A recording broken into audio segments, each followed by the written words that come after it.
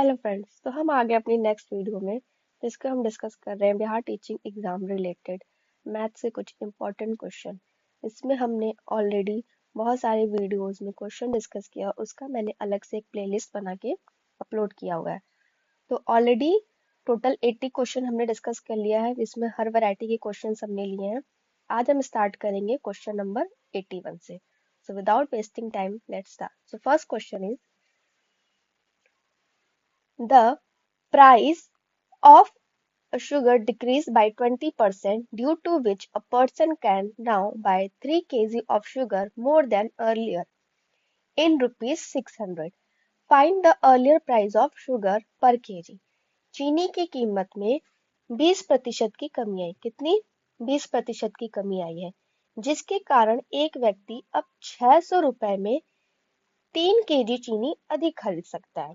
तो हमें क्या पता करना है कि बताइए प्रति केजी चीनी की जो पिछली यानी जो उसकी ओरिजिनल प्राइस थी, हमें वो बताना है। तो देखिए डिक्रीज कितना हुआ है 20% का। मान लीजिए हमारा जो प्राइस था वो पहले 100 था, 100 था, जब 20% की कमी आई तो कितना हो गया, वो अब 80 हो गया, 100 से 80 हो गया।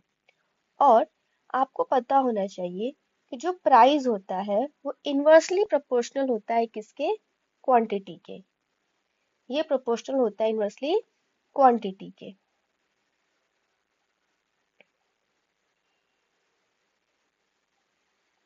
यानी अब प्राइस का हमने निकाल लिया कि 100 से 80 हो गया। अगर इसका हम रेशियो निकालेंगे तो रेशियो आएगा हमारा 5:4। ये प्राइस का हमारा रेशियो आया, क्योंकि क्वांटिटीज के इनवर्सली प्रोपोर्शनल होता है। यानी अगर प्राइस हमारा 5 था पहले और अब 4 हो गया, तो क्वांटिटी क्या हो गई? इसका अपोजिट हो जाएगा। यानी क्वांटिटी पहले 4 थी, अब कितनी हो गई?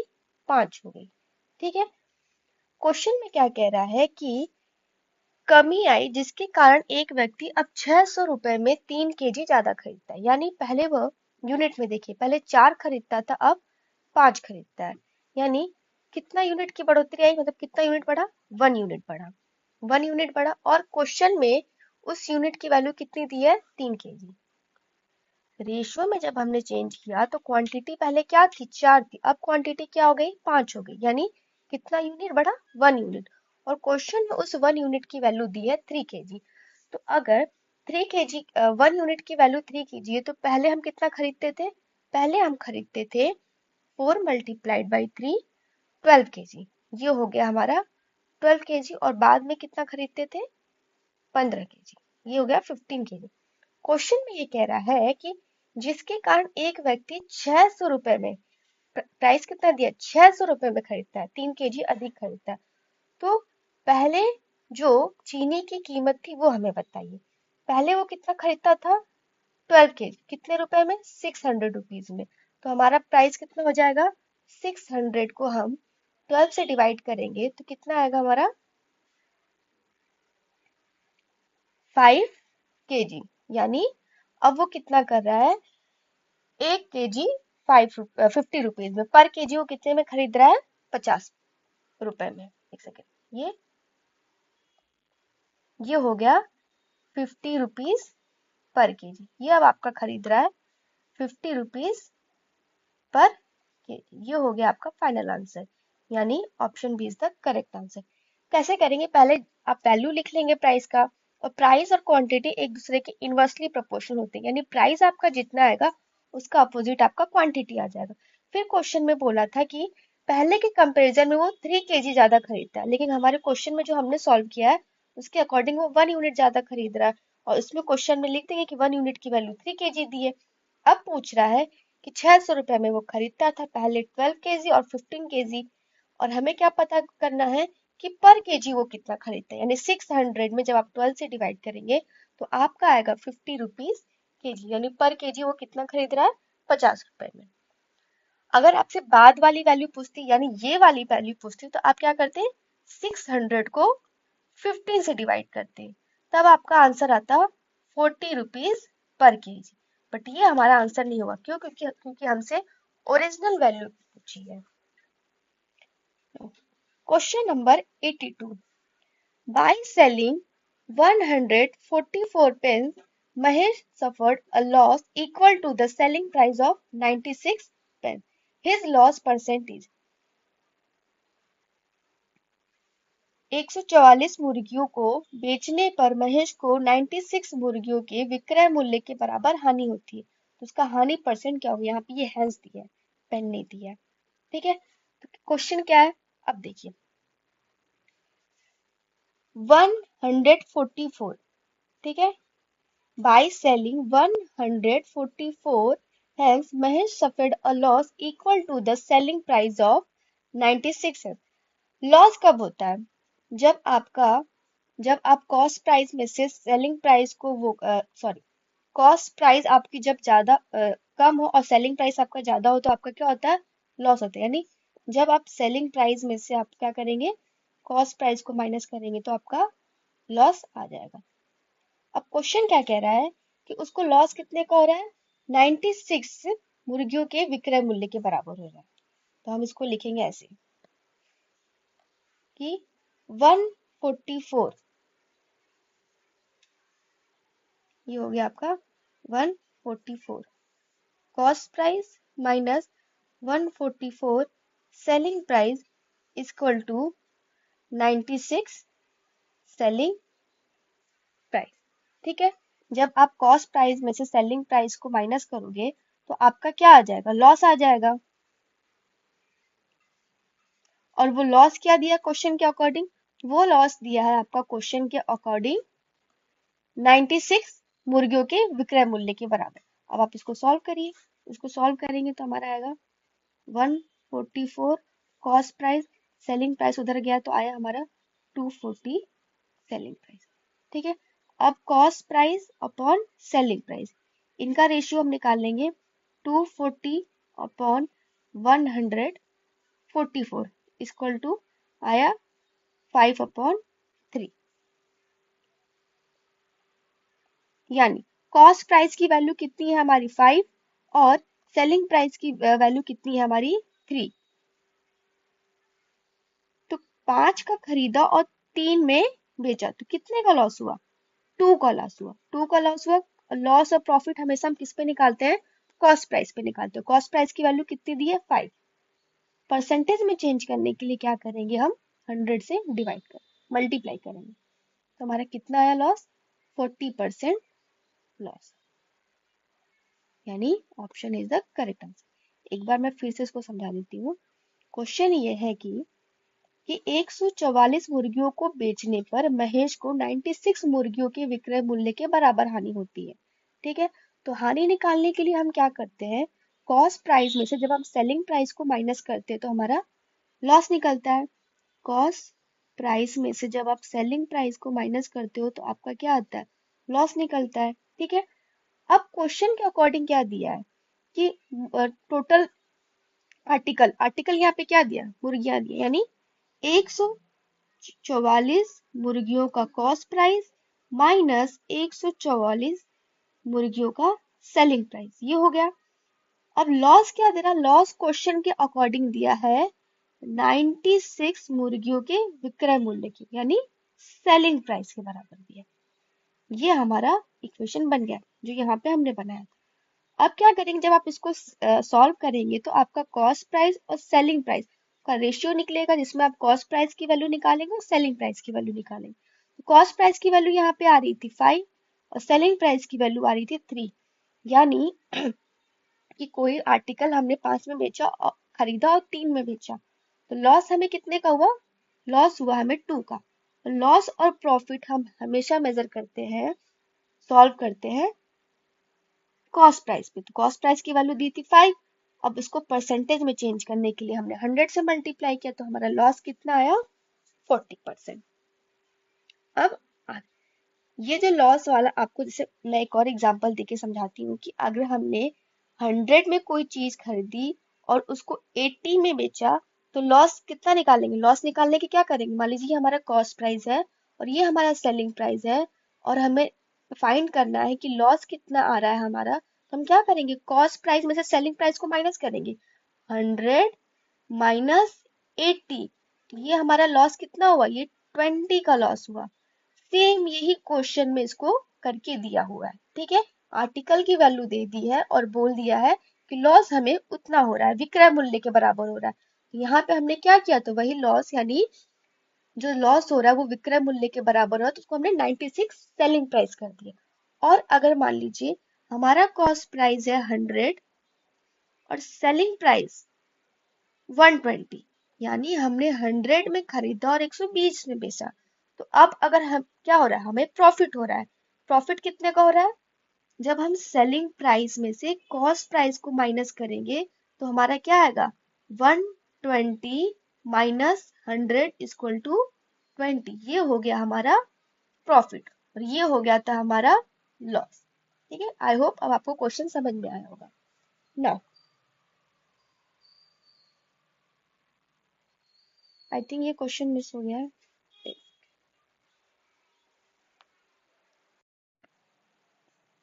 नेक्स्ट क्वेश्चन 83, ये भी सेम क्वेश्चन है पहले वाले क्वेश्चन की तरह। On selling 30 chair a furniture seller gets a loss equal to selling price of 6 chairs, his loss percent is. कि एक जो फर्नीचर सेलर है वो जब 30 चेयर्स को बेचता है तो उसको लॉस कितने का होता है, 6 चेयर्स के सेलिंग प्राइस के। सेलिंग प्राइस हम कैसे निकालते हैं, जब आप सेलिंग प्राइस हम कैसे निकालते हैं, जब एक सेकेंड, कॉस्ट प्राइस में से जब आप सेलिंग प्राइस को माइनस करते हो तो आपको क्या मिलता है, लॉस मिलता है। ठीक है, अब क्वेश्चन में चेयर्स यानी आर्टिकल कितना दिया है, 30 आर्टिकल दिया है, यानी 30 चेयर्स, यानी जब 30 चेयर्स के कॉस्ट प्राइस में से आप 30 चेयर्स के सेलिंग प्राइस को माइनस करोगे तो आपको मिलेगा लॉस। क्वेश्चन में क्या दिया है, वो लॉस कितना है, 6 चेयर्स के सेलिंग प्राइस के बराबर, यानी वो लॉस है 6 चेयर्स के सेलिंग प्राइस के बराबर। ठीक है, अब सेम इक्वेशन बन गया क्वेश्चन नंबर 82 की तरह। अब आप इसको सॉल्व करेंगे तो आपका आएगा 30 चेयर्स का कॉस्ट प्राइस इक्वल टू 30 उधर जाएगा तो हो जाएगा 36 चेयर्स का सेलिंग प्राइस। यहां से आपको रेशियो मिल जाएगा कॉस्ट प्राइस और सेलिंग प्राइस का, यानी cost price upon selling price equal to ये आया 36 अपॉन 30। इसको जब आप रिड्यूस करेंगे तो आपका आंसर आएगा 6/5, यानी कॉस्ट प्राइस की वैल्यू कितनी है, 6 है और सेलिंग प्राइस की वैल्यू 5 है। यानी कोई भी आर्टिकल या किसी वस्तु को आपने जब 6 रुपए में खरीदा और 5 में बेचा तो आपको क्या हुआ, 1 रुपए का लॉस हुआ। 1 रुपए का लॉस हुआ, किस पे कंपैरिजन करेंगे, यानी किस पे हुआ लॉस, ऑब्वियस सी बात है कॉस्ट प्राइस पे होगा। कॉस्ट प्राइस की वैल्यू दी है 6, परसेंटेज में चेंज करने के लिए 100 से मल्टीप्लाई किया। अब जब आप इसको सॉल्व करेंगे तो आपका आंसर आएगा 16:2/3 का लॉस परसेंट, यानी option B is the correct answer. I hope आपको ये क्वेश्चन समझ में आया होगा। Now next question is 84, if each of the dimension of a rectangle is increased by 100%, then its area is increased by। यदि आयत के प्रत्येक आयाम में 100% की वृद्धि होती है, ये जैसे आपका है, ये आपका हो गया रेक्टेंगल, ठीक है, ये आपकी हो गई लेंथ, ये हो गई आपकी लेंथ, ये भी हो गया आपका ब्रेथ। तो बोल रहा है कि हर डायमेंशन यानी लेंथ में भी आपकी 100% की इंक्रीज हो रहा है और ब्रेथ में भी 100% का इंक्रीज हो रहा है। तो चेंज पूछ रहा है, जो चेंज आया वो कितना आया। एक तो ये फॉर्मूला बेस पे आप करेंगे, फॉर्मूला ये होता है x plus Y plus X multiplied by Y upon 100। यहाँ पे x और y क्या है, अगर दो सक्सेसिव इंक्रीज हो रहा है या डिक्रीज हो रहा है, फिर एक बार इंक्रीज किया जा रहा है या फिर एक बार डिक्रीज किया, तो वहां पे x की वैल्यू है। तो देखिए पहली बार बढ़ाया गया, मान लीजिए लेंथ को बढ़ाया गया होगा तो x की वैल्यू होगी 100, प्लस में लिया क्योंकि इंक्रीज किया गया है। अगर डिक्रीज किया गया होता तो माइनस साइन लेते। फिर दूसरी बार मान लीजिए अगर ये मैंने लेंथ बढ़ाया, दूसरी बार ब्रेथ बढ़ाएंगे तो वो भी होगा आपका 100। यहाँ पे आया आपका 100 मल्टीप्लाइड बाई 100 अपॉन 100। ठीक, ये 100 से 100 कैंसिल, तो आपका क्या आया, 300%। क्या हुआ, क्षेत्रफल में बढ़ोतरी हुई, यानी option B is the correct answer. ठीक, नेक्स्ट क्वेश्चन, ये फॉर्मूला आपको लर्न होना चाहिए। ठीक है, ये लेकिन ये कि ये सिर्फ दो चेंजेस अगर दिए होंगे कि अगर एक बार घटाया जाए और एक बार बढ़ाया जाए, या फिर दोनों बार बढ़ाया जाए या दोनों बार घटाया जाए, तभी ये आप फॉर्मूला यूज कर सकते हैं। नेक्स्ट क्वेश्चन है question number 85। The article of an the price of an article has been reduced by 20%। ठीक है, in order to restore the original price, the new price must be increased by। कह रहा है कि एक वस्तु की कीमत क्या की गई है, 20% कम कर दी गई है, यानी 20% तक कम कर दी गई है। कहाँ नहीं बोला, जैसे फॉर एग्जाम्पल 20% तक कम कर दी गई, मतलब अगर उसकी ओरिजिनल वैल्यू मान लेते हैं, ओरिजिनल वैल्यू उसकी होगी 100, कितना किया गया है, 20% कम कर दी गई, यानी अब जो उसकी न्यू वैल्यू आएगी वो क्या होगी, वो हो जाएगी, जब 20% कम कर दी गई तो क्या हो जाएगा, 80 हो जाएगा। अब क्वेश्चन में कह रहा है कि मूल कीमत को बहाल करने के लिए नई कीमत में कितनी वृद्धि करनी चाहिए। मेरा कहने का मतलब ये है कि जब ये 80 आया, ठीक है, अब इस 80 को दोबारा 100 करने के लिए, यानी ओरिजिनल वैल्यू लाने के लिए इस वैल्यू में क्या चेंज करना चाहिए। तो ऑब्वियस सी बात है, 80 से 100 लाने के लिए हमें कितना वृद्धि करना होगा, 20 का वृद्धि करना होगा, यानी हमें 20 का इंक्रीज करना होगा। किस में करना होगा, इस नंबर में करना होगा। अगर आप 80 में 28 करोगे तभी तो आपका 100 आएगा, यानी 20 का चेंज करना होगा इस वैल्यू में। नीचे भी क्या आएगी, वही वैल्यू आएगी। जिस वैल्यू को बेस मान के, जिस वैल्यू के आधार पर आप चेंज कर रहे हो, उसको इंक्रीज या डिक्रीज कर रहे हो, उसको हमेशा डिनोमिनेटर में करना चाहिए। अब वो हमसे परसेंटेज में पूछा है, तो परसेंटेज में चेंज करने के लिए क्या करेंगे, 100 से मल्टीप्लाई किया, 0 to 0 कैंसिल। ठीक है, अब जब इसको सॉल्व करेंगे तो ये आपका ये आ जाएगा, यहाँ पे 4 आ जाएगा, 1/4 मल्टीप्लाइड बाई 100। इसको सॉल्व किया तो हमारा फाइनल आंसर आया 25%। क्या करना चाहिए, उसमें वृद्धि होनी, यानी इसको हम इंक्रीज करेंगे, तब इस वैल्यू से हमारी ये ओरिजिनल वैल्यू हमें मिल जाएगी, यानी option B is the correct answer. Now next question है, next question 86। The difference of prices by selling a substance at profit 6% and 4% is rupee 3। Its purchase price कि किसी वस्तु को 6% तथा 4% लाभ से बेचने पर विक्रय मूल्य का अंतर 3 है, तो उस वस्तु का क्रय मूल्य बताइए।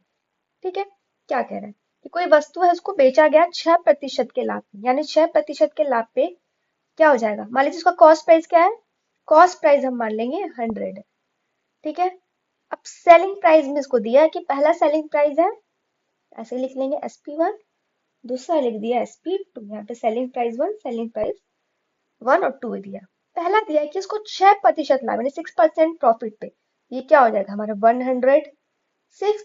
और दूसरा क्या बोल रहा है, उसको 100 मतलब 4% प्रॉफिट पे, तो वो हो जाएगा हमारा 104।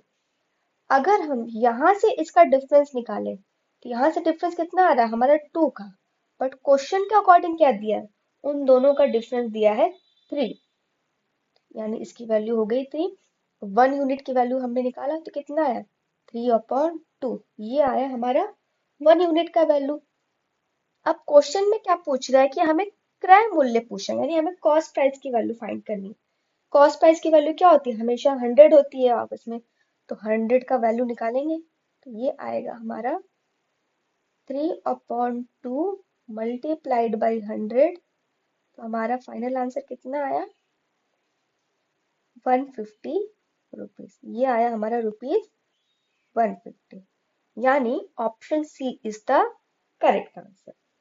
Now next question, question number 87 कह रहा है कि A number is to be multiplied by 5 upon 4, but it is wrongly divided by 5 upon 4. Then find the percentage error. एक संख्या है मान लीजिए, ठीक है, एक संख्या है, उसको क्या करना था, 5/4 से मल्टीप्लाई करना, बट क्या किया, उसने उसको गलत तरीके से 5/4 से डिवाइड, मान लीजिए वो एक्स संख्या है, उसको मैंने एक्स माना, ठीक है, उसको 5/4 से क्या करना था, मल्टीप्लाई करना, बट वो क्या किया, इसको डिवाइड कर दिया 5/4 से। अब आपको पता है जब डिवीजन का साइन होता है, जब आप इसको चेंज करते हैं तो वो मल्टीप्लिकेशन में चेंज हो जाता है, यानी डिनोमिनेटर की वैल्यू न्यूमरेटर में चेंज हो जाती है, यानी ये हो जाएगा आपका 4/5, ठीक है। अब ये हो गया हमारा x मल्टीप्लाइड बाई 5/4। तो अब क्वेश्चन में ये पूछ रहा है कि एरर हमें फाइंड करना है कि तो प्रतिशत त्रुटि कितनी ज्ञात हुई। अब देखिए ऐसे क्वेश्चन में क्या करते हैं, डिनोमिनेटर में देखिए 4 दिया है, यहाँ पर डिनोमिनेटर में 5 दिया, इन दोनों का एलसीएम लेके दोनों में आप मल्टीप्लाई कर दो, तो 4 और 5 का एलसीएम क्या होगा, 20। तो जब आप इसमें मल्टीप्लाई करेंगे 20 से, यहाँ वही मतलब बहुत लोग कहते हैं क्रॉस मल्टीप्लिकेशन करिए या फिर आप उसका एलसीएम लेके मल्टीप्लाई करिए, सेम वही आपका आंसर आएगा। आया कितना हमारा, ये आया, ये कैंसिल होगा तो आएगा 25x, और यहाँ पे आएगा 16x, ठीक है। आना ये हमारा हो गया ओरिजिनल, ये आ गया हमारा न्यू, मतलब आना चाहिए थी हमारे ये वैल्यू, बट डिवाइड करने की वजह से आया हमारा ये वैल्यू। तो आपसे पूछ रहा है कि वो एरर हमें फाइंड करके बताइए क्या एरर है। तो देखिए 25 आना चाहिए था लेकिन आया 16, कितने का एरर आया, 9। 25 आना चाहिए था बट आया 16, यानी 9 की कमी आई। किस पे कमी आई, इस पे कमी आई, कंपैरिजन ओरिजिनल वैल्यू पे होगा, कमी 25 से कम आया है, तो 9/25 परसेंटेज में चेंज करने के लिए 100 से मल्टीप्लाई किया, ये आया हमारा 4। फाइनल आंसर हमारा हो जाएगा 36%, यानी B is the correct answer. हमेशा कंपैरिजन करते टाइम ये देखना चाहिए कि किसको बेस मान के हम उसको कंपेयर कर रहे हैं, या किस पे एरर आ रहा है, या किस पे कोई नंबर इंक्रीज हो रहा है या डिक्रीज हो रहा है।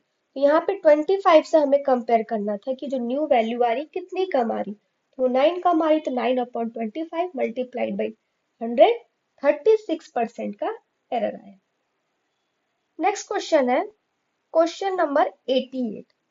The ratio of the volumes of two cubes is 8:27. What is the ratio of their surface area? दो घनों के आयतन का अनुपात 8:27 है, तो उनके सतह क्षेत्रफल का अनुपात क्या है। देखिए पहला कि क्यूब्स यानी उनके घनों का जो आयतन होता है उसका फॉर्मूला क्या होता है, जो उनके साइड होते हैं उनका हम क्यूब कर देते हैं, यानी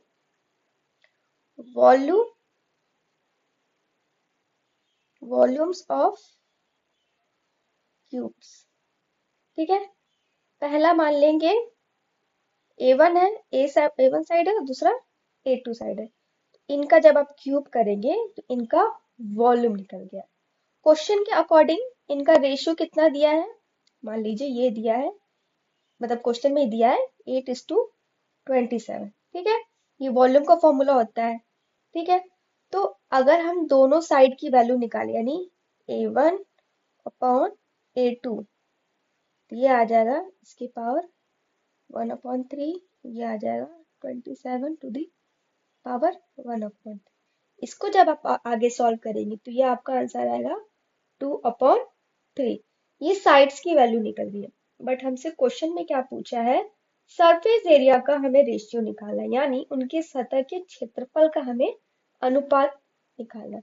तो उसका फॉर्मूला क्या होता है, सतह के क्षेत्रफल का अनुपात ये होता है 6 मल्टीप्लाइड उनके साइड का हम स्क्वायर कर देते हैं, यानी A1 स्क्वायर/6 A2 स्क्वायर, ठीक है। 6 तो 6 कॉमन है तो ये ऑलरेडी हम कैंसिल कर देंगे, यानी हमारे पास क्या आया, A1 स्क्वायर/A2 स्क्वायर।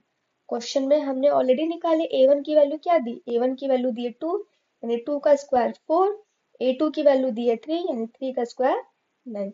यहाँ से हमने A1 और A2 की वैल्यू निकाल ली थी, इसका स्क्वायर किया तो हमें मिली सरफेस एरिया का रेशियो, यानी option B is the correct answer. 4:9 will be the correct answer. Next question, question number 89, ये ट्रेन से रिलेटेड क्वेश्चन है, ठीक है। Question is a 110 metre long train cross a person in 3 seconds and cross the platform of length 165 and a bridge of length 135 meter and the gap between them is 30 meter. Then in how much time train will cross all these? कि एक 110 metre लंबी रेलगाड़ी एक व्यक्ति को 3 second में पार करती है तथा 165 मीटर लंबे प्लेटफॉर्म और 135 लंबे पुल को भी पार करती है। यदि प्लेटफॉर्म और पुल के बीच का अंतर कितना दिया है? 30 मीटर दिया, तो रेलगाड़ी इन सभी को कितने समय में पार करेगी? देखिए, पहले ड्रॉ करते हैं। क्वेश्चन में क्या दिया है कि प्लेटफॉर्म की लंबाई कितनी, मान लीजिए ये आपका प्लेटफॉर्म है, ये हो गया आपका 165। उसके बाद प्लेटफॉर्म के बाद एक पुल है, उसकी लंबाई कितनी दी है? ये आपकी दी है 135।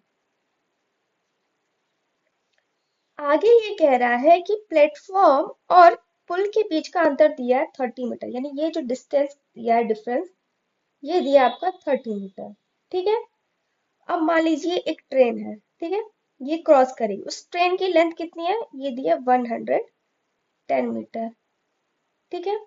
जब ये ट्रेन चलती है तो वहां बीच में एक आदमी भी मिलता है, उसको भी क्रॉस करती है, ठीक है। अब आप सुनिए, जब भी ट्रेन किसी व्यक्ति को चलते टाइम पार करती है तो वो अपनी लेंथ का ही डिस्टेंस कवर करती है। मान लीजिए अगर ये ट्रेन इसको क्रॉस करेगी तो ये ट्रेन अपनी लेंथ जो दी है उतना ही डिस्टेंस कवर करेगी।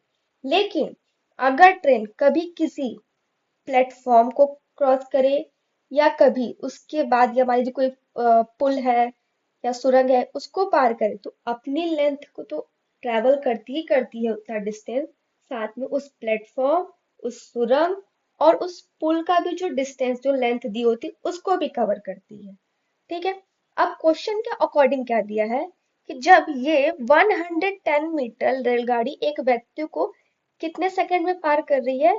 3 सेकंड में, यानी 110 मीटर, ये क्वेश्चन के अकॉर्डिंग कितना दिया है?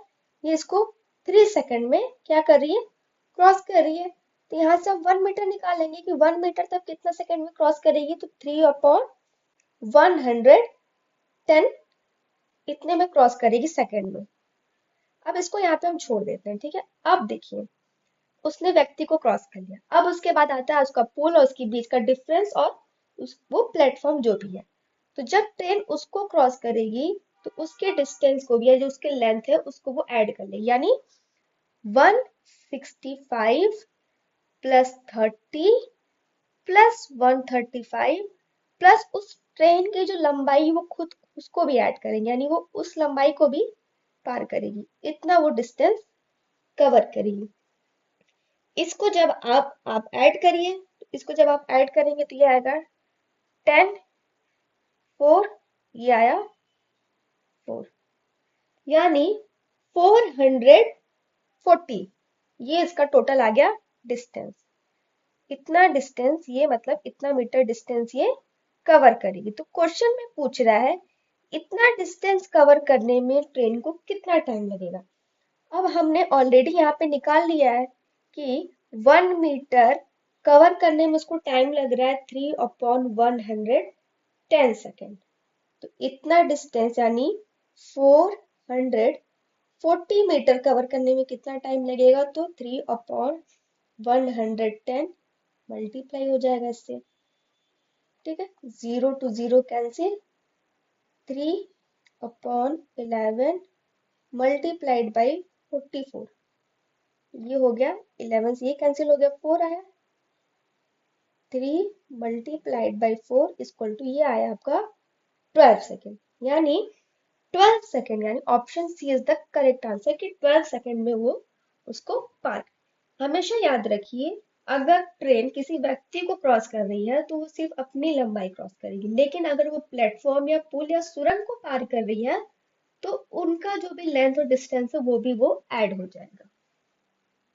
और नेक्स्ट क्वेश्चन है, ये भी ट्रेन से रिलेटेड क्वेश्चन है कि अ ट्रेन कितनी लंबी है, a 200 metre long moving at the speed of 30 metre second overtakes a man moving a speed of 20 meter second in the same direction. The train passes the man. कि 200 metre लंबी एक train 30 metre पर second की गति से चल रही है, समान दिशा में 20 मीटर पर सेकंड की गति से चल रहे एक व्यक्ति को वो ओवरटेक कर लेता है। तो इसमें क्या करना है, ट्रेन यानी आदमी को कितने सेकंड में पार। पहले आप ये क्वेश्चन देखिए, पहले ये समझिए कि अगर ट्रेन है या मान लीजिए कोई भी दो ऑब्जेक्ट है वो सेम डायरेक्शन में ट्रेवल कर रहे हैं, स्पीड मान लीजिए एक की S1 है और एक की S2 है, और अगर कोई ऑब्जेक्ट है वो अपोजिट डायरेक्शन में ट्रेवल करे S1 और S2, जब भी अगर कोई मान लीजिए कोई एक अकेला व्यक्ति है कहीं ट्रेवल कर रहा है, सिर्फ एक लोग की स्पीड की बात करें तो नॉर्मल हमें स्पीड निकाल लेते हैं, लेकिन जहां एक से ज्यादा लोगों की स्पीड की बात करी जाए तो वहां पे हम रिलेटिव स्पीड निकालते हैं। क्या निकालते हैं, रिलेटिव स्पीड यानी सापेक्षिक चाल। अब अगर वो सेम डायरेक्शन में ट्रेवल कर रहे हैं, ठीक है, तो उनकी जो स्पीड है उसका हम डिफरेंस निकालते हैं। मैंने क्या बोला, डिफरेंस निकालते हैं, यानी S1 ये S2। और अगर वो अपोजिट डायरेक्शन में ट्रेवल कर रहे हैं, अपोजिट डायरेक्शन में ट्रेवल कर रहे हैं तो उनका जो स्पीड होगा वो ऐड हो जाता है। सेम डायरेक्शन में है तो उनके स्पीड का हम डिफरेंस निकालते हैं, और अगर अपोजिट साइड में है तो उनके स्पीड को हम ऐड कर लेते हैं, तो हमारा क्या आ जाता है, वो रिलेटिव स्पीड आ जाता है। यहां तक आप समझ गए। अब क्वेश्चन क्या कह रहा है, ट्रेन की लेंथ कितनी दी है, ये LT मैंने कर लिया, ये दिया है 200 मीटर, ठीक है। एक ट्रेन, उसकी स्पीड कितनी दी है, ये मान लीजिए मैंने स्पीड ऑफ ट्रेन 30 मीटर पर सेकेंड की गति से चल रहा है। अब क्वेश्चन में क्या बोल रहा है, समान दिशा में। अब आपका दिमाग में क्लिक होना चाहिए कि समान यानी सेम डायरेक्शन की बात कर, सेम डायरेक्शन की बात कर रहे हैं यानी उनके स्पीड को हम क्या करेंगे, उनका डिफरेंस निकालेंगे। तो कह रहे समान दिशा में 20 मीटर पर सेकेंड की गति से चल रहा एक व्यक्ति है, ठीक है। मान लीजिए कि मान लेते व्यक्ति, मान लीजिए जिसको मैंने मैन बोला, तो उसका क्या दिया है स्पीड 20 मीटर पर सेकेंड, ठीक है। अब यहाँ से हम सबसे पहले क्या करेंगे, रिलेटिव स्पीड निकालेंगे। रिलेटिव स्पीड क्या आएगा, सेम डायरेक्शन में है यानी उसका डिफरेंस निकालेंगे, यानी 30 माइनस 20, ये क्या आया हमारा 10 मीटर पर सेकेंड, ये आ गई इनकी रिलेटिव स्पीड, ये आ गया इनका रिलेटिव स्पीड। यहाँ से हमें स्पीड मालूम चल गया, और डिस्टेंस ऑलरेडी क्या दिया है, वो 200 मीटर लंबी एक ट्रेन है, तो जब वो क्रॉस करेगी तो वो अपनी ही लंबाई का डिस्टेंस कवर करेगी, यानी डिस्टेंस भी हमारा क्या मिल गया हमें 200 मीटर। अब फाइंड क्या करना है, क्वेश्चन में फाइंड करना है कि ट्रेन आदमी को कितने समय में पार कर लेगी। तो टाइम बराबर क्या होता है, time equal to distance, distance upon time, sorry speed. वो कौन सी स्पीड होगी, वो रिलेटिव स्पीड होगी जो हमने ऑलरेडी निकाली। अब बस वैल्यू रखेंगे, डिस्टेंस आया हमारा 200 और टाइम हम स्पीड हमारा है 10 मीटर पर सेकेंड, ये कैंसिल हो जाएगा, तो कितना टाइम लगा उसको 20 सेकेंड का टाइम लगा। तो A option A is the correct answer, यानी 20 सेकेंड में वो उसको क्या करेगी, वो डिस्टेंस वो कवर कर लेगी। आई होप आपको ये क्वेश्चन समझ में आया होगा ना। नेक्स्ट क्वेश्चन आते हैं, नेक्स्ट क्वेश्चन है 91। 91 question is the price of salt decrease by 40%, due to which a person can now buy 4 kg of salt more than earlier in rupees 360.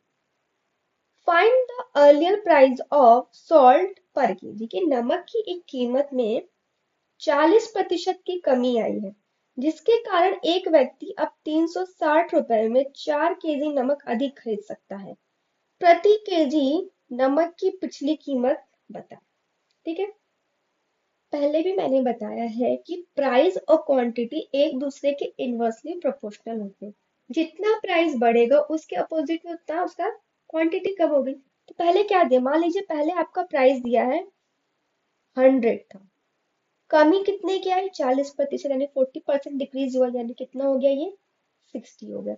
Ratio निकालेंगे तो हमारा आएगा 5:3, यानी कि पहले प्राइस हमारा 5 था और अब कितना हो गया 3। तो क्वांटिटी क्या होगा, इसका अपोजिट हो जाएगा, यानी 3:5 की। ये हो गया हमारा, पहले प्राइस था 5, फिर हो गया 3, क्वांटिटी क्या हो गया, अब 3 हो गया और 5 हो गया। क्योंकि क्वेश्चन में क्या कह रहा है कि जब नमक की कीमत में 40% की कमी आई तो उसके कारण व्यक्ति अब एक्स्ट्रा खरीद रहा है। बट यहाँ पे इसके अकॉर्डिंग देखिए, पहले वो 3 खरीदता था, अब खरीद रहा है 5।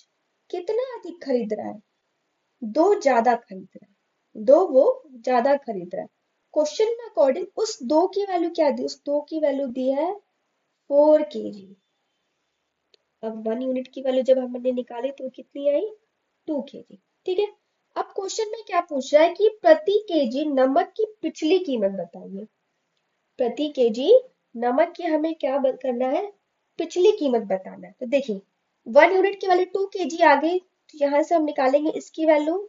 ये कितना आएगा, 3 × 2, ये हो गया 6 केजी।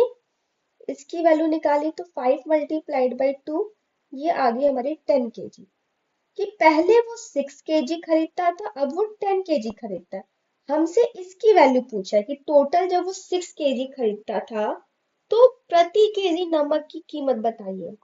यहाँ पे क्या दिया है कि व्यक्ति अब 360 रुपए में खरीदता है, यहाँ पे कीमत कितनी दी है 360 में, यानी वो टोटल उसने खरीदा 6 केजी में और उसकी प्राइस कितना थी 360, और हमें प्रति केजी फाइंड करना है। तो क्या करेंगे, 360 में जब आप 6 से डिवाइड करेंगे तो आपका क्या आएगा 60 केजी, यानी 60 रुपीज पर केजी। ठीक है, यानी वो 60 रुपीज में 1 केजी खरीदता है। तो यानी option C is the correct answer. Now next question है, नेक्स्ट क्वेश्चन है 92। The area of a circle and a square are same. The ratio of the side of the square and the radius of the circle is।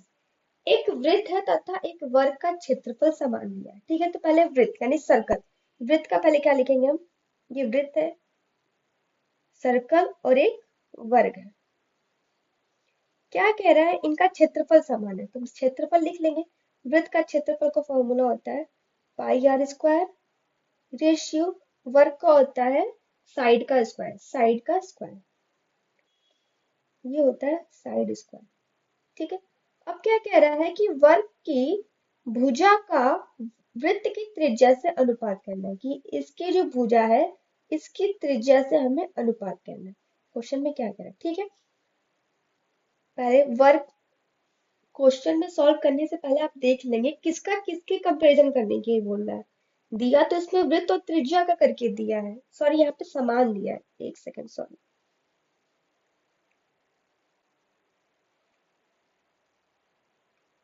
समान दिया है यानी ये equal दिया है। ठीक है, अब निकाल लेंगे, क्या बोला है कि वर्ग की भुजा यानी साइड स्क्वायर, ऐसे लिख लेते हैं। ठीक है, ये हो गया πr²। वर्ग की भुजा का निकालना है त्रिज्या से अनुपात, साइड स्क्वायर, त्रिज्या इधर आएगी, ये हो गया आपका r², इधर क्या आया π/1। ठीक है, अब स्क्वायर रूट इसका निकालेंगे तो क्या आएगा side upon r equal to ये आएगा √π, और 1 का करेंगे तो वो 1 ही आएगा। तो ये बहुत इजी क्वेश्चन था, ये ज्यादा टाइम लेने वाला नहीं था। तो ये आपका क्या हो गया, option C is the correct answer. Now next question है 93।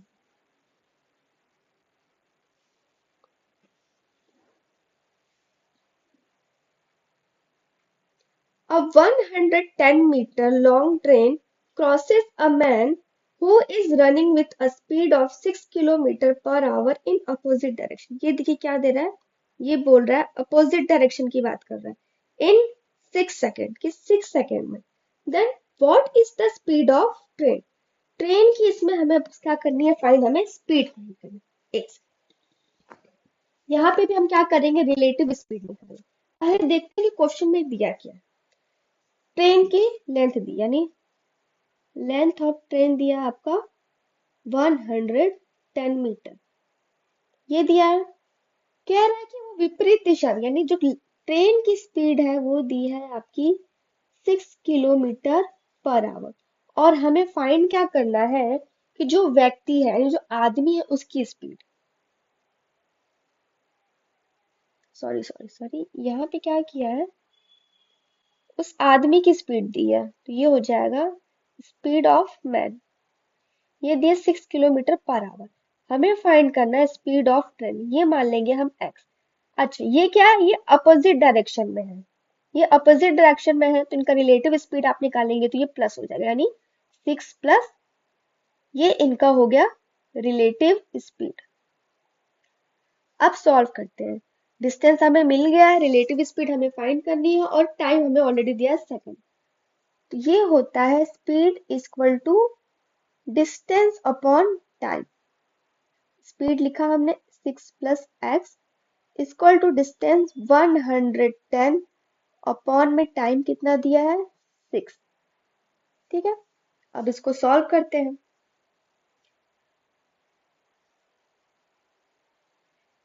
तो ये देखिए, ये जो डिस्टेंस आपका दिया ये मीटर में दिया है, और ये दिया है आपका टाइम सेकंड में.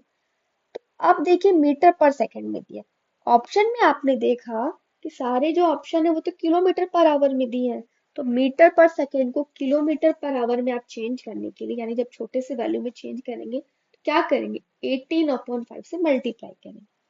यहाँ पे 110/6 multiplied by 18/5.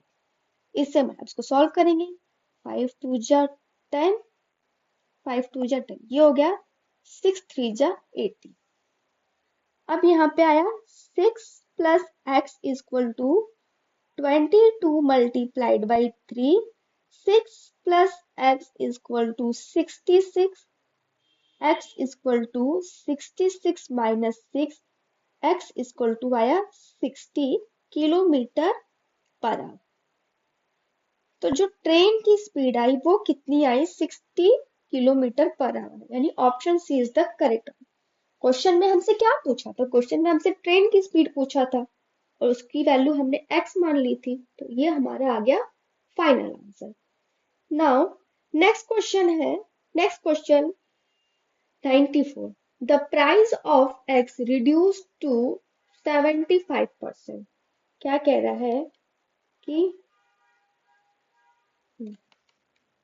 The price of egg reduce to 75%. आप यहाँ पे देखिए रिड्यूस टू बोला है कि 75% तक रिड्यूस हुआ है. ध्यान दीजिएगा, the price of X reduce to, क्यों 75% तक रिड्यूस हुआ है. Now a person can buy 2 dozen eggs more in ₹162. Find the original price of egg price dozen. कि जो अंडों की कीमत थी वो 75% तक कम हो गई है. 75% मतलब, कहने का मतलब ये कि अगर वैल्यू 100 थी, 75% तक रिड्यूस होना, यानी कि वो सिर्फ वो 75 हो गई है. ये नहीं कि 75 रिड्यूस मतलब डिक्रीज किया तो आप इसको लिखोगे 25. नहीं, ये गलत है. क्वेश्चन में देखा, वर्ड्स पे ध्यान दीजिए. ये बोला रिड्यूस टू 75% तक कम हो गई, यानी वो पहला प्राइस अगर आपका P1 था 100, तो P2 आपका क्या हो जाएगा 75. और इसका जब आप रेशियो निकालोगे तो वो आएगा आपका 4:3. ये प्राइस का रेशियो आया, तो क्वांटिटी का रेशियो क्या आएगा, यानी Q1 Q2, ये आएगा आपका 3:4. ये क्वांटिटी का रेशियो आया. ठीक है. अब क्वेश्चन के अकॉर्डिंग क्या कह रहा है कि पहले 3 अंडे खरीदता था, अब वो 4 दर्जन खरीद रहा है। पहले 3 दर्जन खरीदता था, वो 4 दर्जन खरीद रहा है, यानी कितने की बढ़ोतरी हुई? 1 की बढ़ोतरी हुई। ठीक है। और क्वेश्चन के अकॉर्डिंग क्या दिया है? क्वेश्चन के अकॉर्डिंग दिया है 2 डजन, यानी इस 1 यूनिट की वैल्यू कितनी आई? 2 डजन। ये आई 2 डजन। तो 1 यूनिट की वैल्यू हमें मिल गई। अब 1 यूनिट की वैल्यू मिल गई तो हम इसकी भी वैल्यू फाइंड कर सकते हैं और इसकी भी वैल्यू फाइंड कर सकते हैं। यानी 3 मल्टीप्लाइड बाई 2, 4 मल्टीप्लाइड बाई 2, ये आया आपका 6 डजन और ये आया आपका 8 डजन। यानी वो पहले 6 डजन एग खरीदता था और अब 8 डजन एग खरीदता था। ये तो हमें क्वांटिटी मिल गई। क्वेश्चन में पूछ रहा है कि find the original price of egg per dozen, कि ओरिजिनल प्राइस के हिसाब से हमें ये बताइए कि वो कितने अंडे खरीदता था, मतलब पर डजन हमें एक्स की वैल्यू फाइंड करनी। यहाँ पे क्या दिया है कि 162 में वो क्या करता है? 2 डजन एग्स ज्यादा परचेज करता है। और हमें फाइंड करना है ओरिजिनल प्राइस के अकॉर्डिंग, तो क्या करेंगे? 162 ओरिजिनल क्वांटिटी से जब आप उसको डिवाइड करेंगे तो आपकी वैल्यू आएगी 27 पर डजन। ठीक है। मतलब कि वो 27 में 1 डजन एग्स परचेज करता है। क्वेश्चन में आपको वैल्यू दी हुई है। ठीक है। क्वेश्चन में आपको प्राइस दी हुआ है कि कितने प्राइस में खरीद रहा है, और क्वेश्चन में आपसे पूछा है, लेकिन आपको कंपेयर करके बताना है ओरिजिनल क्वांटिटी से कि original price of eggs per dozen कितना हो जाएगा ना। नेक्स्ट क्वेश्चन, क्वेश्चन नंबर है आपका 95। If radius of a circle is increased by 50%, then its area will be increased by, कि यदि किसी वृत्त की त्रिज्या में 50% वृद्धि की जाए तो उसके क्षेत्रफल में कितनी वृद्धि होगी? तो पहले आप देखिए, सर्कल का जो एरिया होता है वो होता है पाई आर स्क्वायर। पहला मान लेंगे पाई R1 स्क्वायर, दूसरा हो जाएगा पाई R2 स्क्वायर। मान लीजिए ये आपका ओरिजिनल था, ये आपका न्यू हो गया, ये आपका ओरिजिनल। अब देखिए यहाँ पे ये जो पाई है ये तो कांस्टेंट, तो इसका कोई रोल ही नहीं है। पाई का तो कोई रोल नहीं, क्योंकि ये कांस्टेंट, ना तो उसकी वैल्यू डिक्रीज हुई ना तो इंक्रीज करी, नो चेंज। तो पाई को हम इग्नोर करेंगे, फोकस करेंगे रेडियस पे। तो रेडियस कह रहा है पहले क्या थी? 100 थी। मान लीजिए कोई भी वैल्यू, अब परसेंटेज में क्या होता है, कोई भी वैल्यू आपस में मतलब खुद में वो 100% ही होती है। तो वो अगर पहले 100 थी, कह रहा है इंक्रीज होके कितनी हो गई? 50% वो इंक्रीज हुई बाय 50%, यानी अब वो कितनी होगी? 150। अब इसका जब आप रेशियो निकालेंगे, रेशियो कितना आएगा आपका? 2:3। ये आपका आ गया रेशियो। अब यहाँ पे देखिए, ये रेडियस क्या है? ये स्क्वायर में है। ठीक है। रेडियस स्क्वायर में, यानी ये भी क्या हो जाएगा? स्क्वायर, यानी 4 स्क्वायर, और ये 3 का स्क्वायर 9। अब इसको आप कंपेयर करेंगे। अब आप इसको, ये जो आपने रेडियस निकाला थी तो R1 का निकाला, तो ये R2 का निकाला था, लेकिन आपको कंपेयर क्या करना है? उसके क्षेत्रफल में कंपेयर करके बताना है कि कितनी वृद्धि होगी। जब आप R1 स्क्वायर निकालोगे और R2 स्क्वायर निकालोगे, तभी तो आप उसके रेडियस को कंपेयर कर पाओगे। रेडियस में कंपेयर, यानी उसके एरिया में कंपेयर करना है तो आपको रेडियस का स्क्वायर करना पड़ेगा। जब आपने रेडियस का स्क्वायर किया तो आया 4:9। यानी पहला जो उसका एरिया था, मतलब पहले उसकी वैल्यू थी 4, अब कितनी होगी इंक्रीज करने के बाद? 9। कितना बढ़ा? वो बढ़ा 5। कितना बढ़ा? 5। कंपैरिजन किससे कर रहे हैं? 4 से, क्योंकि 4 से तो वो 9 हुआ है, यानी आप 4 से कंपेयर कर रहे हैं। 5/4 परसेंटेज में चेंज करने के लिए आप 100 से मल्टीप्लाई करिए। अब आप इसको सॉल्व करेंगे तो आपका आंसर आएगा, ये आया आपका 25। यानी 5 मल्टीप्लाइड बाई 25, 125% क्या हुआ? वो इंक्रीज हुआ। यानी option A is the correct answer.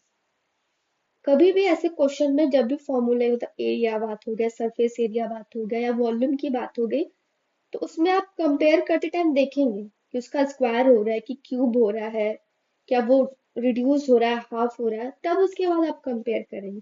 और कांस्टेंट वैल्यू को हमेशा हम इग्नोर करते हैं, जैसे लाइक पाई की वैल्यू होगी, वो तो कांस्टेंट होगी तो आप उसको इग्नोर करिए, और जो वैल्यू कांस्टेंट नहीं हो तो उससे आप कंपैरिजन करेंगे। Next question is 96. If the ratio of principal and the simple interest of 5 year is 10:3, कह रहा है रेशियो दिया है किसका, प्रिंसिपल, ये प्रिंसिपल का क्या दिया है, रेशियो दिया है, प्रिंसिपल वैल्यू और SI आपका हो गया सिंपल इंटरेस्ट, इसका क्या दिया है, ये आपको रेशियो दिया है 10:3। ठीक है, अब कह रहा है कि टाइम आपका दिया है 5 ईयर, टाइम दिया है आपका 5 ईयर, और आपसे रेट पूछा है, ठीक है। प्रिंसिपल की वैल्यू दी है 10 और सिंपल इंटरेस्ट की वैल्यू दी है 3, तो आप रेट निकाल लोगे। देखिए सेम ही होता है हर एग्जाम क्वेश्चन में, जैसे मान लीजिए यहाँ पे प्रिंसिपल से परसेंटेज में क्या होता है, एक्सपेंडिचर होता है, इनकम होता है, ठीक है। वही same cost price loss profit में क्या होता है, लॉस और प्रॉफिट में ये कॉस्ट प्राइस हो जाएगा, ये आपका सेलिंग प्राइस हो जाएगा। और सिंपल इंटरेस्ट, कंपाउंड इंटरेस्ट, ऐसे सारे क्वेश्चन में क्या हो जाएगा, जो आपका एक्सपेंडिचर है, जो आपका कॉस्ट प्राइस है, वो आपकी प्रिंसिपल हो जाता है, यानी वो आपका मूलधन हो जाता है। और वही इनकम और सेलिंग प्राइस वही आपका क्या हो जाता है, अमाउंट हो जाता है सिंपल इंटरेस्ट में। तो टर्म सारे वही, मतलब मीनिंग उसका सेम होता है, बस वो अलग अलग टॉपिक में अलग अलग क्वेश्चन में उसका मतलब नाम अलग कर दिया गया। मीनिंग दोनों का सेम है, expenditure, cost price, principal, income, selling price, amount. Meaning में अगर देखेंगे, आप उसकी डेफिनेशन देखेंगे तो सेंस वही सेम आता है, बट टर्म अलग अलग दिए होते हैं हर क्वेश्चन में। तो अब यहाँ पे आप देखिए प्रिंसिपल की वैल्यू दी है 10, सिंपल इंटरेस्ट की वैल्यू दी है 3, और फॉर्मूला हमें पता है, simple interest is equal to principal multiplied by rate of interest multiplied by time upon 100। ठीक है, अब आप वैल्यू रखिए, सिंपल इंटरेस्ट की वैल्यू कितनी दी है 3, प्रिंसिपल की वैल्यू दी है 10, रेट ऑफ इंटरेस्ट हमें फाइंड करना है, टाइम दिया है क्वेश्चन के अकॉर्डिंग 5 अपॉन 100। ठीक है, 0 to 0 कैंसिल, 5 से कैंसिल किया तो 2 बार में जाएगा, तो आपका रेट ऑफ इंटरेस्ट कितना आया, 6%, यानी ऑप्शन इज द करेक्ट। अब बहुत लोग क्या करते हैं, जैसे मान लीजिए रेशियो में दिया है तो इसको ऐसे करके लिखेंगे 10x अपॉन 3x मान के यहाँ पे लिखेंगे, आप भी सही कर रहे हैं। मैंने इसको डायरेक्टली इसलिए करते हैं क्योंकि मालूम है, अगर यहाँ पे जैसे मैंने लिखा 3x और फिर यहाँ पे मैंने लिखा 10x multiplied by rate of interest time upon 100, तो लास्ट में तो ये x और x कैंसिल ही हो जाएगा। तो अगर आप बिना x लिखे भी उसको सॉल्व, एग्जाम में क्या, कंपटीशन एग्जाम में क्या, आप ये कोई कॉपी नहीं चेक करेंगे, वो डायरेक्ट आपका आंसर चेक करेंगे, क्या MCQ क्वेश्चन है, आपने सही ऑप्शन में टिक किया है, तो आप डायरेक्ट सॉल्व करो रफ कॉपी पे या जिस पे भी आप सॉल्व करो। तो ऐसा मतलब, हाँ आप ये जान रहे हो कि x वैल्यू मान के लिखते हैं तो वो x लास्ट में कैंसिल हो ही जाएगा, तो सॉल्व करते टाइम भी मैंने x नहीं लिखा, लेकिन मैंने बता दिया कि वो x कैंसिल हो जाता है, डायरेक्टली मैंने सॉल्व कर दिया। Question number 97. When an article is sold for rupees 388, there is a loss of 3%. What is the selling price of the article if it's sold at a gain of 8%? जब एक वस्तु को 388 रुपए में बेचा जाता है तो उसे 3% की क्या होती है, हानि होती है। वस्तु का विक्रय मूल्य क्या है यदि इसे 8% के लाभ पर बेचा जाए। ठीक है, इसको दो तरीके से करते हैं। कह रहा है किसी वस्तु को 3% की हानि पर बेचा गया, 3% की हानि यानी 97% पे बेचा गया। ठीक है, क्वेश्चन में उसकी वैल्यू क्या दी, क्वेश्चन में उसकी वैल्यू दी है 388। क्यों, 3% के लॉस पे बेचा गया, यानी 388 रुपीज में, यानी उसकी 90% की वैल्यू दी है 388। अब क्या कह रहा है, अब मान लीजिए ये तो 1% यानी 1% इसकी वैल्यू निकालेंगे तो आएगा 388/97। अब देखिए क्वेश्चन में क्या कह रहा है कि वस्तु का विक्रय मूल्य क्या होगा यदि इसे 8% के लाभ पर बेचा जाए। 8% का लाभ मतलब 108। 108 मतलब ये हो जाएगा आपका 100%। इसकी वैल्यू पूछा है तो ये क्या हो जाएगा 388/97 मल्टीप्लाइड बाई 108। ठीक है, इसको जब आप सॉल्व करेंगे तो आपका आंसर आएगा 432। 432। अब ये हो गया एक तरीका। अब जैसे अब एक रेशियो मेथड से करते हैं। रेशियो मेथड से करने का तरीका है, कितने की हानि हो रही है, 3% की हानि हो रही है, 3% लॉस हो रहा है, यानी 3/100। डिनोमिनेटर में जब भी आप परसेंटेज में किसी परसेंट वैल्यू को रेशियो में चेंज करते हो, डिनोमिनेटर में हमेशा उसकी ओरिजिनल वैल्यू दी होती है, यानी कॉस्ट प्राइस। तो अगर कॉस्ट प्राइस 100 है, लॉस कितने का हो रहा है, 3 का हो रहा है, तो सेलिंग प्राइस आपका कितना हो जाएगा, 100 - 3, 97 का लॉस हुआ, यानी सेलिंग प्राइस आपकी कितनी हुई, 97। यहाँ पे तो हमारा आया 97, बट क्वेश्चन के अकॉर्डिंग सेलिंग प्राइस कितना दिया है, 388। तो ये हो गया आपका 388। आप 1 यूनिट की वैल्यू निकालोगे तो कितना आएगा, 388/97। ये 4 टाइम्स में कैंसिल होगा तो ये आया आपका 4। 1 यूनिट की वैल्यू निकल गई। अब क्वेश्चन में पूछ रहा था कि 8% के लाभ पे निकालना है। कितने पे निकालना है, 8% के लाभ पे निकालना है। तो कितना हो जाएगा, कॉस्ट प्राइस अगर हमारा यहाँ पे कितना दिया, 100 दिया है। प्रॉफिट या लॉस हमेशा कॉस्ट प्राइस पे होता है, तो 8% पे हमें निकाला है, 8% प्रॉफिट पे। तो अगर कॉस्ट प्राइस की वैल्यू हमने निकाली तो ये आया हमारा 400। ठीक है, अब इसका 8% प्रॉफिट पे निकालेंगे तो हमारा सेलिंग प्राइस कितना आएगा, 400 मल्टीप्लाइड बाई 108/100। तो ये आया कैंसिल हो जाएगा, तो ये आएगा हमारा 432। ठीक है, आई होप आपको समझ में आया होगा ये क्वेश्चन कैसे करना है। एक तो आप इस तरीके से भी कर सकते हैं और एक आप रेशियो मेथड से भी कर सकते हैं। ठीक है, यहाँ पे आप कंफ्यूज हो रहे हैं, इस पार्ट को मैं हटा देती हूँ। ये मैंने सिर्फ समझाने के लिए आपको बताया था। एक सेकेंड। ठीक है,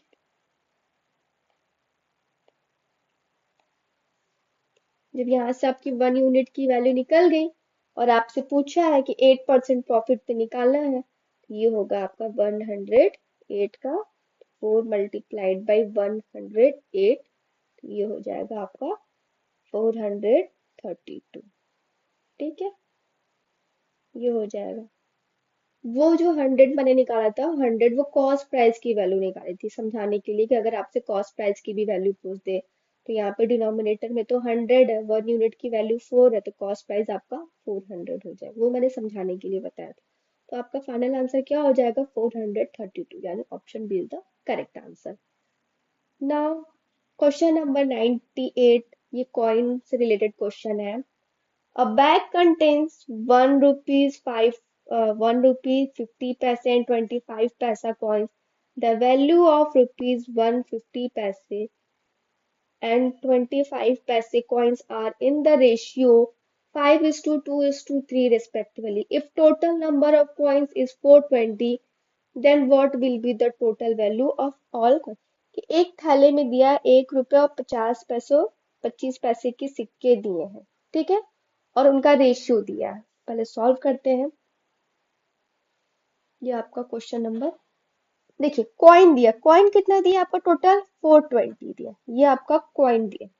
कॉइन्स आपके दिए 420। अब रुपीज में देखिए क्या दिया है, ₹1 50 पैसे, 25 पैसे, और इनका रेशियो क्या दिया है, 5, 2 और 3। आपसे पूछा है कि what will be the total value of all coins. Total हमें ऑल कॉइन्स का हमें क्या फाइंड करना है, वैल्यू फाइंड करना है। अब आप ये देखिए, देखिए 1 रुपए के जो सिक्के हैं, उसका रेशियो दिया है 5। ठीक है, 1 रुपए में एक के सिक्के एक ही होते हैं, तो यहाँ पे इसका मल्टीप्लाई करेंगे तो ये 5 आ जाएगा।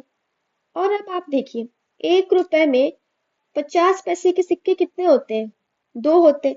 यहाँ पे ऑलरेडी 2 में दिया है। आप समझिए कि 50 पैसे, 1 रुपए में 50 पैसे के 2 सिक्के होते हैं, वो 2 रेशियो में दिया है। यहाँ पे ये जो रेशियो दिया है, 2 का रेशियो दिया है, यानी 2 का रेशियो कितनी बार में आएगा, जब आप 50 पैसे को 2 बार जोड़ोगे, ये हो गया तो ये 1 रुपए आया, फिर ये हो गया, ये हो गया तो फिर ये 1 रुपए आया। ठीक है, यानी ये हो जाएगा आपका 2 × 2, यानी ये आएगा आपका 4।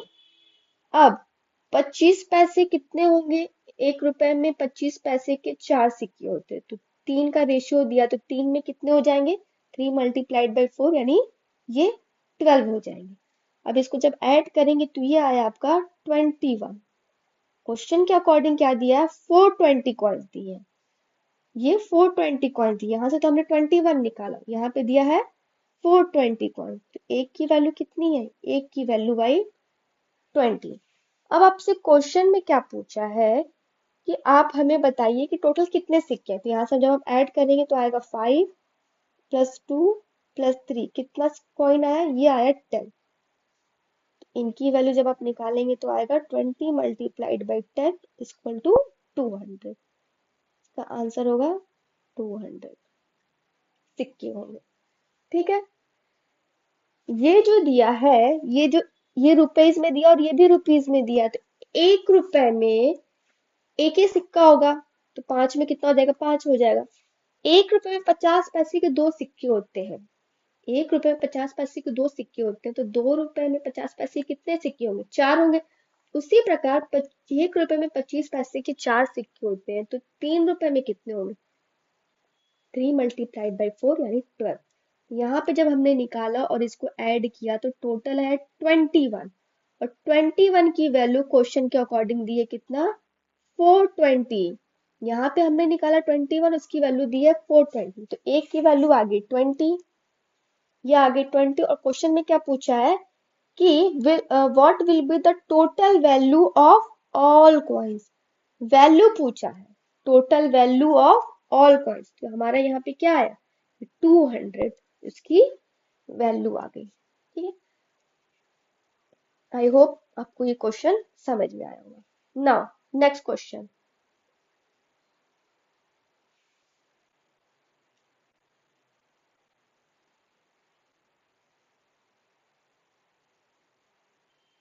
नेक्स्ट क्वेश्चन है क्वेश्चन नंबर 99।